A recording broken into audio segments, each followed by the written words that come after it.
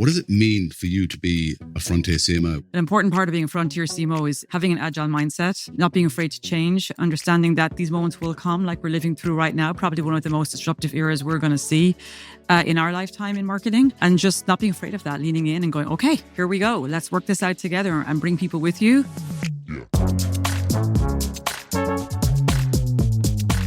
We started Frontier CMO with a simple idea. As marketing leaders are pushed to the edge of what's possible, we need to map out a new playbook for the AI era. We even named the show after the frontier AI models Google is building right now. I'm sitting down with my boss, Lorraine Twohill, Google's Chief Marketing Officer. More importantly, Lorraine is one of the most influential CMOs in the world with more than 20 years' work building the Google brand. We discuss her lessons from building Chrome into the world's leading browser, how she's navigating Google's AI transformation, and what remains fundamentally true about great marketing, even as everything else changes. Here's my conversation with Lorraine.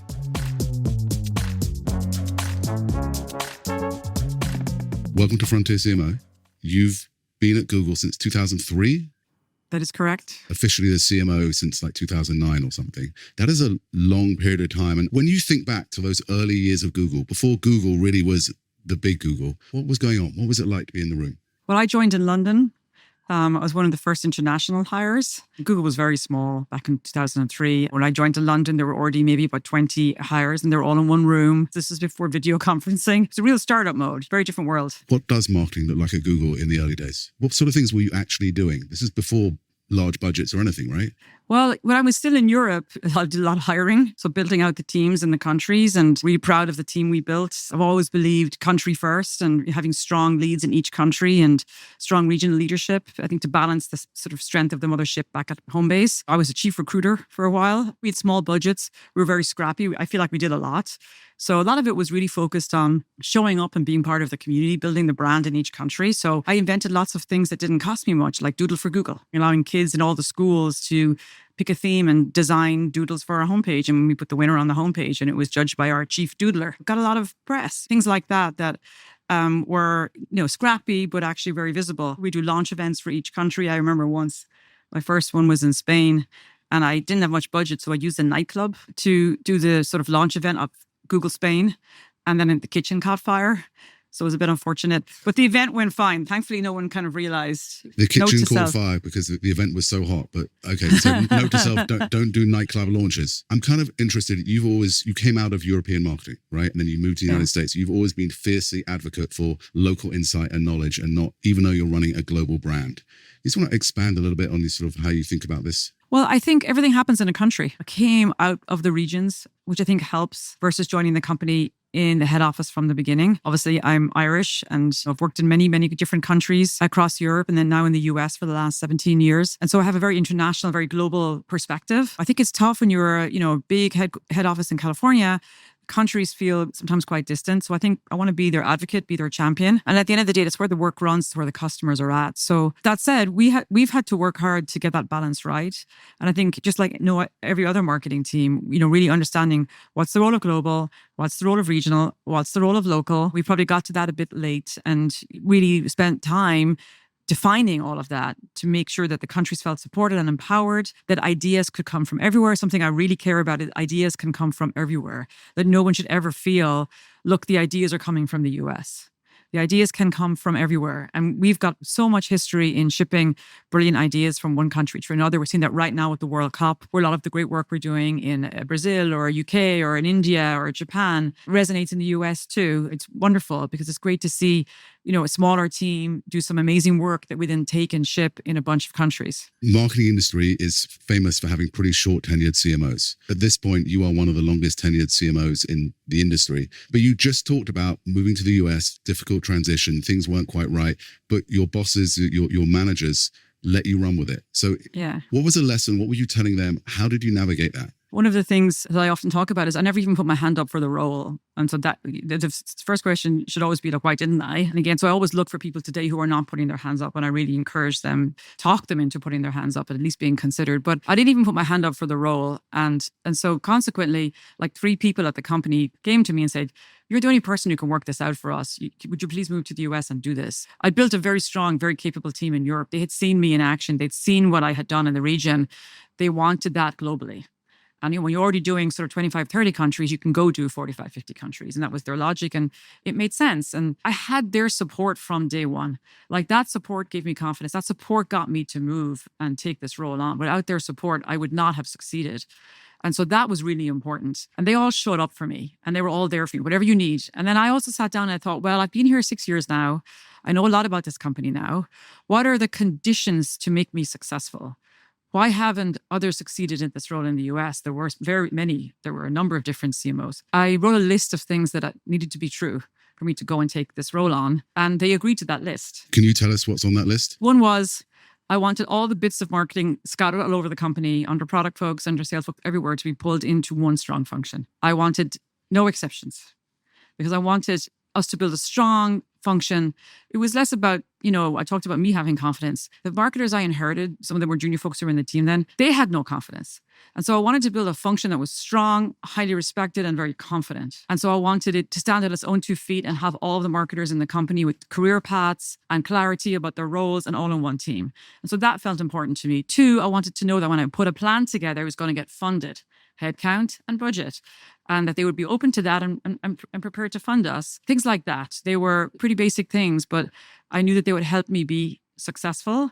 And I knew that if I could get everyone to buy in and agree to those kinds of things, then the conditions would be in place for me to be successful. You were a woman moving to Silicon Valley, the heart of tech bros and stuff now. Was that playing on your mind in the decision? No, I have never felt at Google that being a woman made any difference. In fact, I was pregnant when I moved to the US and nobody gave a damn. Like the guys were like, we don't care. We still want you. We know you're going to leave a few months after you start. And we're totally cool with that. They were amazing. In fact, I have had more issues being a woman in the advertising industry than the tech industry because I've sat on creative pitches where they completely ignored me, and talked to the 2 guys and presented all very male case studies like Gillette. I was sitting there going, do they not understand who's the ultimate decision maker? I was in another meeting with an agency where they asked me to open. This guy turned and asked, "Hey, love, will you open my drink for me?" And that was his only time he looked at me in the entire meeting. He just talked to the 2 guys who worked for me, who were across from him. So I've seen far more paper cuts or moments in the advertising industry than I have from any engineers or any of the guys at Google. What I've noticed at Google is it's not like whether the men support the women or the women support the men. It's that there are some people who just are very good at finding their voice and there are others who are quieter. That's very typical in engineering. And that can be the men or the women. And so we have a lot of introverted men too who sometimes find it hard. And I watch out for them as much as I watch out for the women because I think it's about everybody finding their voice. So what is it that marketers in a product-led organization like Google bring into the room? What do the engineers learn from us and what do you learn from the engineers? Well, I think first and foremost, one of the things that I have found the most remarkable, which I probably wouldn't have anticipated, is the power of putting engineers in the same room as creatives. Engineers are inherently very creative thinkers. Like they try and solve problems. They're building solutions to problems. That's how they think. So they see a problem and they want to solve it. They want to build something to solve it. They're inherently very creative and have very creative ideas. They have to build the sort of tools and products they build. And when you put them in the room with great creatives, like the folks we have on our team, it's extraordinary to see the kind of sparks that fly and the innovation and the conversations. And so that's been a big unlock for us over the years. The other thing I would say is product marketing as a discipline doesn't get spoken about enough. In the marketing world, we speak a lot about our, campaigns and our work and what the world sees. But the hard work of product marketing, which is probably quite unique to maybe tech companies, where you're going deep with product managers and product teams and engineers to help define the products, bring the user insights, customer insights into those meetings, represent the customer so you get the right products and features built, help position those products, help work out what differentiates these products, really push those teams to continue to innovate, to bring helpfulness to people who use our products. That deep work we do internally is so important in a product-first company. It's how you build trust internally, and it's how you build the permission to then, once that product's ready to bring to the world, you build a permission to then go tell the world about that product and get the world excited about it. One of the earliest projects I got to work on was Chrome. It had already been launched for a couple of years, but the Chrome story is just unbelievably remarkable. I mean, business case studies have been written about it. Tell me your reflections on growing from 0% to leading browser in the world. It was kind of canonical moment for all of us internally as well, because it was really how we defined the playbook that is, I think, how we approach marketing today. So I would start with deep partnership with product, with Sundar, who at the time was the product manager for Chrome browser. And just some context, Internet Explorer and Firefox and Safari were huge. We were nowhere. We were this little new browser. We really were determined to make Chrome a hit, but nobody wakes up in the morning and thinks, what's my favorite browser? Or should I change browser? It's not how the world thinks. So we knew we had hard work ahead of us. We really needed to lean in. And so what Sundar was very focused on was like every 6 weeks, shipping new product features, every 6 weeks, innovating relentlessly and constantly. And I really learned from him just how important that was. Our role then was to get out and sort of spread the word. And we started, as you would expect, with Google digital campaigns. And that got us a long way. But then we realized it wasn't going to get us far enough because it really wasn't something people thought about that much. Which browser should I use? And so it was the first time we went in and advocated for a major advertising budget. And it was the first time, we layered in like brand campaigns on top of the DR and all the other work. And it really helped us prove out the immense value of creating work and telling stories that make people feel something and think something, not just do something. And the combination and the power of a brand campaign together with great DR and great performance work, and how all of that can be performance marketing together, while also being very emotional and shining a light on a product, but by putting the user first and telling a very emotional stories. So we did all of that. We did it systematically. So it was the first time we ran systematic campaigns, country by country, quarter by quarter. Slowly but surely, we became the world's most popular browser. So it was a brilliant case study for the power of marketing and the role it could play in helping make a product successful. One of my big learnings coming out of that overall campaign, and you sort of articulated, you talked about brand and performance, but it's brand with performance. Of course, it's all performance. It's all performance, but the emotional storytelling, the connection, and then the continuous sort of reinforcing loops with when people are ready to make the action. It's just... I agree. And I also think when you're a technology company that builds software, these are not products and services you can hug. These are products and services inside your device, that it's even more important to show up as humans and to make sure our storytelling is full of humanity and is relatable to the people who we care about, who use our products each and every day. And so we can demystify a bit this company and these products, this technology, and just make it feel more helpful, more human for everybody. I love what we did last year when, I think it was last year when Mo Salah scored like one of the winning goals to win the Premier League, and he picked up a Pixel phone, and that picture ended up being the front page of every national newspaper in England. It's just, that took planning. It looked organic, but just scrappy, clever, fun. And we've taken that idea and taken it around the world. Well, in that case, it was just really about training the person who runs social media for the team up on the phone and its capabilities.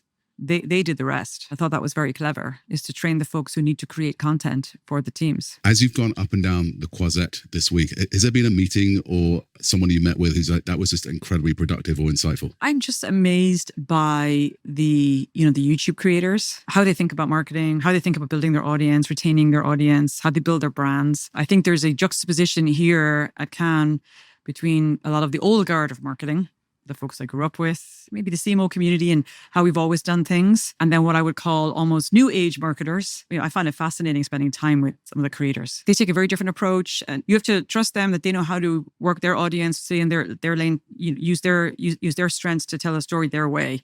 And it just feels very authentic, but it's a very different way of working than just creative or traditional advertising campaign. You have to let them go do their thing and trust that they know what they're doing. But they know what resonates with their audiences. And I think that's the huge opportunity. That's what's exciting about it.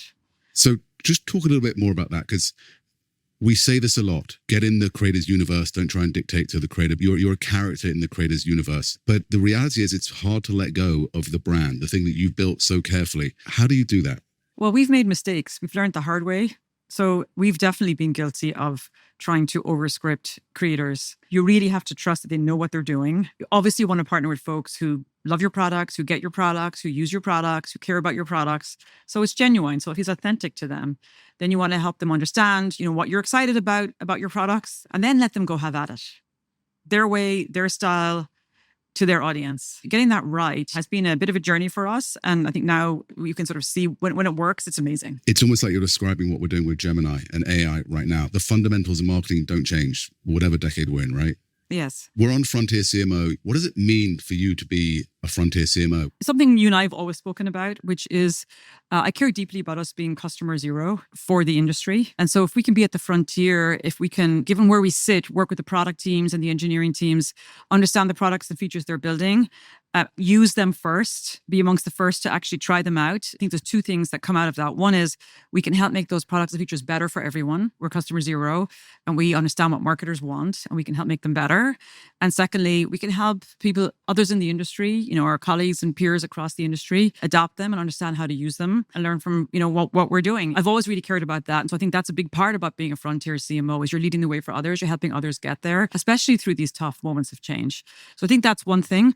The other thing I'd say, though, that I think is an important part of being a Frontier CMO is agility, having an agile mindset, not being afraid to change, understanding that these moments will come like we're living through right now, probably one of the most disruptive eras we're going to see in our lifetime in marketing, and just not being afraid of that, leaning in and going, okay, here we go. Let's work this out together and bring people with you. I think that's incredibly important too. And then I would also say a Frontier CMO, in my mind, is going to be a CMO who is unafraid to advocate internally on behalf of the customer, to agitate internally, to disrupt internally if necessary, and interfere to make sure the whole company gets it and is really solving for the customer, solving for the people who use your products, solving for user trust. And really, I think you have the permission to do that as a CMO because you really represent the customers who use your products and you can go in and lean in and work with different teams and do that. And I think that's what you see really great CMOs do. No one's perfect, Lorraine. You must have made some mistakes or seen some things go wrong and then obviously corrected them. So I guess what are the biggest learnings and mistakes you've kind of gone along the way? Well, we've definitely learned the hard way a number of things. We spoke earlier, for example, about working with creators, not always getting that right. And so I think we've definitely learned a lot along the way. And I think that's what makes us better. You and I have often talked about that. Like what makes us better, what we do is just learning from every moment. I mean, there were product areas where we worked really hard and our teams really leaned in on things like Google+, which was not a success. But out of that came Google Photos. And so you always have something that's super valuable. Google Glass was likely way ahead of its time. And I think now we're actually at the point where we could build the product we wanted to build, but it didn't have a good use case then to really make it a hit. And those were sort of product examples where we worked really hard on those and learned a lot. There's times we've shift campaigns that just aren't memorable. They're good, but not great. They didn't move the needle. And I think at our scale, results matter, impact matters. And so I think, you learn from that. There's times when we've done work where we thought it was great. World didn't think it was great. We failed to leave our bubble. We failed to understand that we actually need to put ourselves in the shoes, walk the talk of real people who are, living their lives and being interrupted by this creative and it's just not resonating with them. They don't agree with it. You learn from that. All of that, I think, makes us better at what we do and allows us to do better work. I think one that, you and I have talked about a lot is focus on the wins, focus on the prize, because marketing teams love to come up with we have loads of great ideas. Loads of projects, loads of initiatives. Really, are they moving the needle? And so something we've talked about a lot over the years is epic or scrappy. Either do a big systemic campaign like Chrome, like we spoke about, or just something really cool, a quick win that gets you somewhere. But it's that messy middle where you have campaigns that are neither of those things, take up a lot of work, but don't really move the needle because they're not big enough to make a difference. We've made mistakes like that. And at our company size and scale, that's not where we're going to win. We're a large marketing function, and you've built that over the past 20 years. Hiring is probably the most critical thing that you've really ever done. Talk about your sort of hiring philosophy. Well, first of all, I do think hiring is one of the most critical things I've done. So my whole first year in the US, I was really hiring and I made mistakes. There are times when I didn't listen to my gut, or a few times people felt really strongly, we should hire this person's great. And then I would meet them and wasn't fully convinced, but everybody else seemed to know them and really think that they were great. And so I sort of went with the flow, and always a mistake.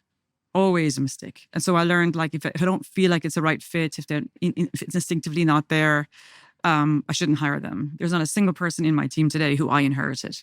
Not one. So we built this from scratch completely. I had to work out what culture I wanted, who are the right fit people for our company, how do we define marketing at Google, what looks right for us. It took a few false starts for me to get that right. And I did probably listen too much to some of the referrals that came our way versus just judging myself. There are certain things I look for, like humble, hardworking people who just lean in, our team players, but are immensely capable and quick twitch and can move fast. You need an agile mindset because change is constant is like a cliche, but it's like at Google, it's at times 1,000. So you need someone who's going to totally deal with that. There are certain types of people who I think fit well in our culture. I don't put domain expertise above all else. I put intellect, agility above all else, and curiosity and team player mindset. And then if they happen to have lots of relevant experience, that's a bonus. Athletes work well in our environment, people who can adjust and mentally adjust and have that kind of, agile mindset. It seems like today the pendulum sort of swings, but athletes today seem more important than ever in this AI world where we can all do a little bit of everything.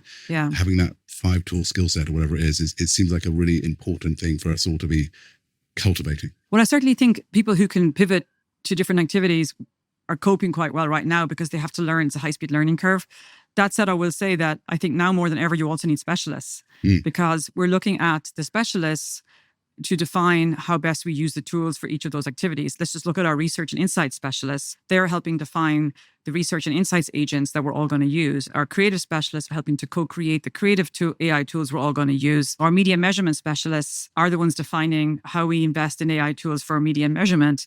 And so now the specialists who've always been very important to us, they're actually kind of defining how we're going to use AI for each of their specialties as a whole collective team as we move forward. Lorraine, you've grown a large team. You've seen people progress from most junior person to most senior person. Yeah. What advice do you have for people growing their career right now in marketing in the sort of middle stages of their career?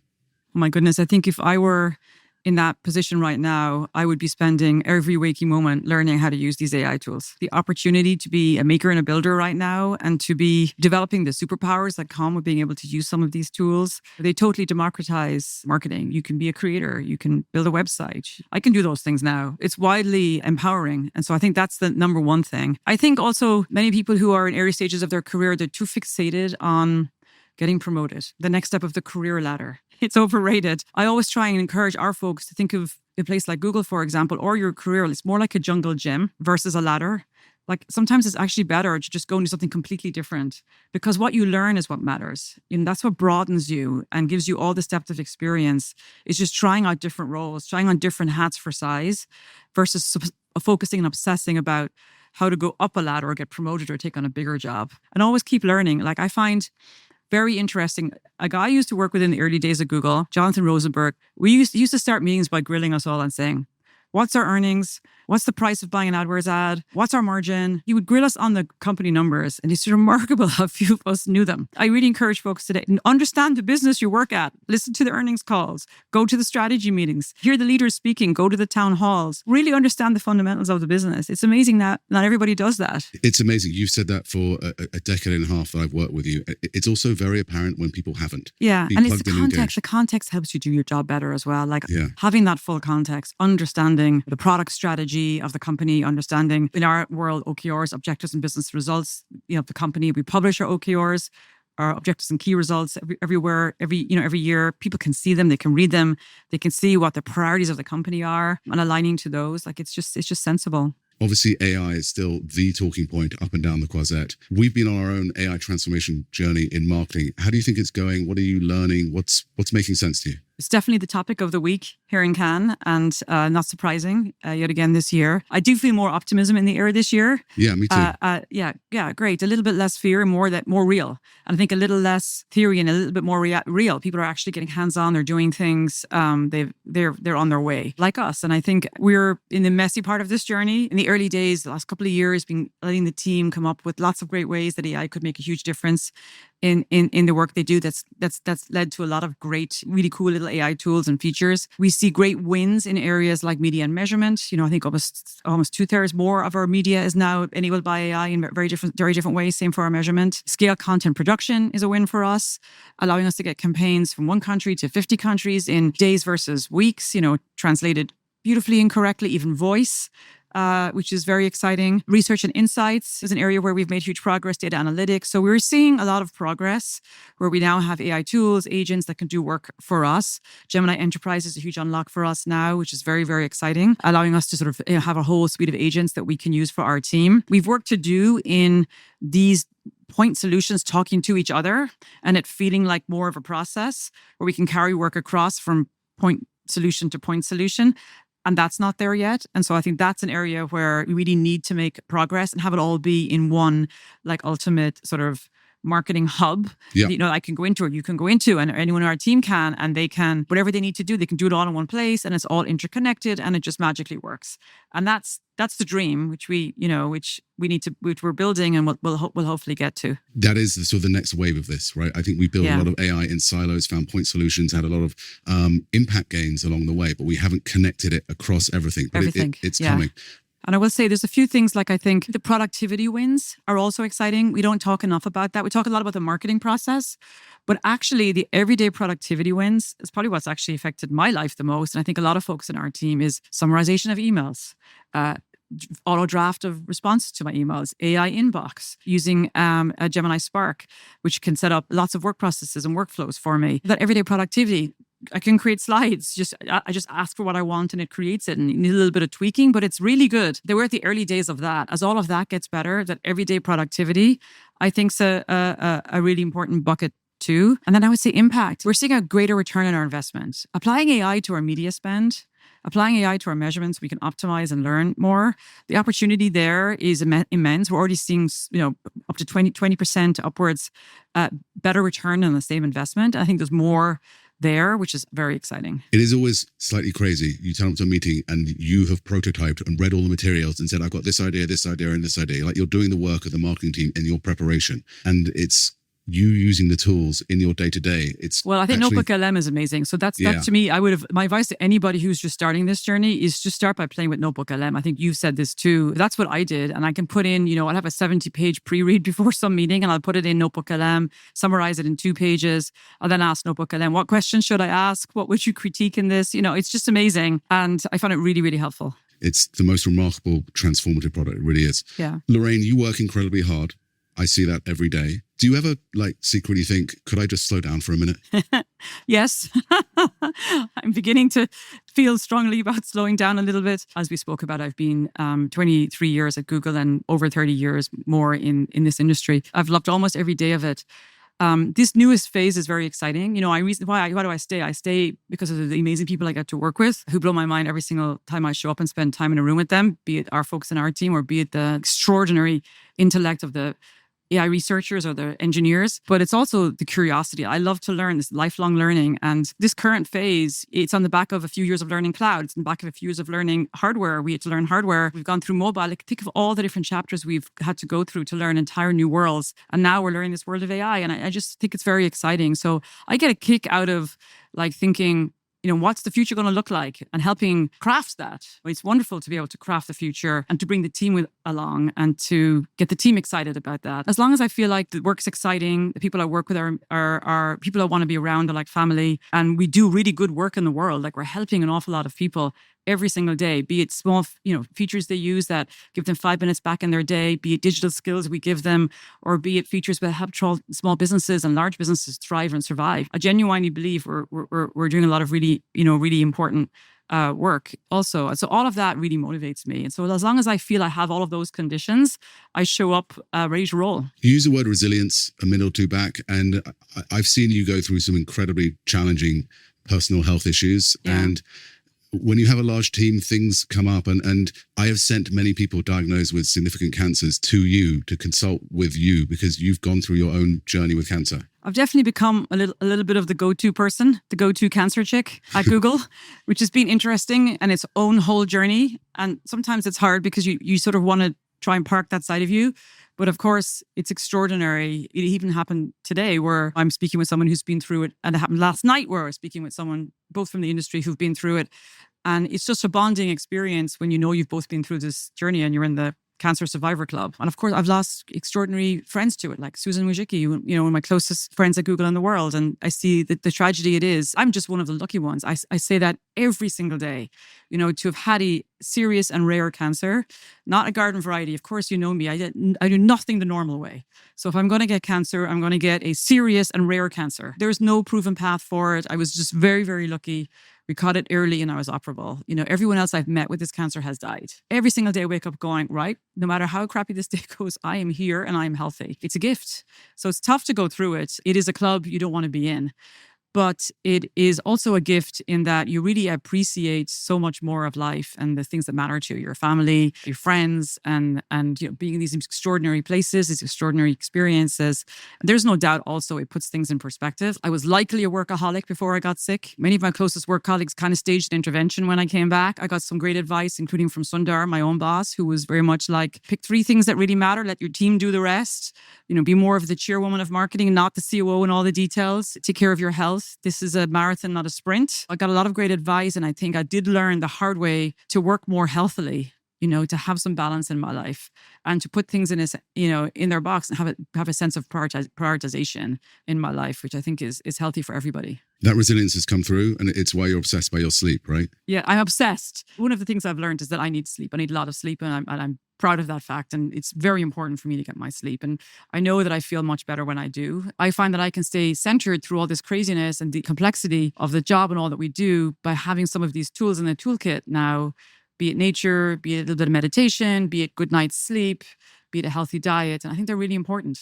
I think it's all too easy not to be centered, right? There's always something seemingly more important. It's still something becomes critical. So I just love that advice. Be centered. And it's okay to look after yourself. You need to. It's very important that we look after ourselves. We're not getting any younger, Josh. No. Let's speak for yourself. I'm aging like a fine wine. I'm only getting better with age. Let's ask you some quick signal and noise questions, okay? Sounds great. Okay. Signal or noise? CMOs need to be vibe coding. Signal and noise. Can I say both? I mean, look, I don't care what you use. You don't have to vibe code, but we have to model good leadership. So I think CMOs need to be using AI and trying out new things, whether that's vibe coding or not. We all need to lean in. Okay. Signal or noise? AI slop is overblown. Again, I think it's signal and noise. Look, I think AI slop is a real thing. I think it's a real thing. That said, I think humans are very good at creating bad ads. We don't need AI to do it, but I do think we have to take the risk of AI slop seriously and make sure that we use these AI tools wisely, and that human taste and judgment is still a big part of the mix, an incredibly important part of the mix. At the end of the day, we're still in control. We still have the edit. We still decide what to ship. Signal or noise? Guinness is the best pint. Oh, signal, hands down. The single best marketing experience of my life was being in Dublin, going to the Guinness Museum, and they make you walk around this sort of circular track, and they totally turn up the temperature until you get to this glass room, a little bit like this one, with this amazing view over Dublin, with a cold pint of Guinness, and just the best marketing ever. And then everyone goes, well, they give you a free pint of Guinness, and everyone forgets they just paid €20 for that pint of Guinness. 100%. Yeah. Genius. Yeah, very clever. Last one. Give me your gut. Signal or noise? Everything in the internship, the movie, is absolutely true about Google. 99%. Okay. Look, we work in a company where someone wants to make a movie based at it. That's exciting, really exciting. And it was part of the journey. Lorraine, thank you so much for being on Frontier CMO. This has been a blast. Thanks, Josh. Lots of fun. Before we wrap, I want to leave you with 3 takeaways from my conversation with Lorraine. Think of these as your field notes from the frontier. First, the fundamentals still matter. The playbook that took Chrome from zero to the world's leading browser still applies. Have a clear product truth, solve a real user problem, and tell a story that makes people feel something. The tech might change, but the fundamentals are eternal. Second, the CMO's job is in permanent reinvention. Lorraine has led Google marketing through monumental shifts, from digital to mobile, social, and now AI. Frontier CMOs don't wait for a playbook. They write it while running the business. Third, technology is only as good as the trust behind it. Even while working with the world's leading AI teams, Lorraine keeps coming back to one core job, being the voice of the user in the room. It's about being bold yet responsible, acting as customer zero for new tools, and staying honest about what actually helps people. And that's the work at the Frontier. If you found this useful, please follow, rate, and review Frontier CMO on YouTube or wherever you get your shows. For more research, case studies, and tools to help you turn AI into a growth engine, head to thinkwithgoogle.com. It's where we track the signals, cut through the noise, and share what leaders are testing in real time. We'll be back next time with another leader operating at the Frontier. Until then, stay sharp and stay out front.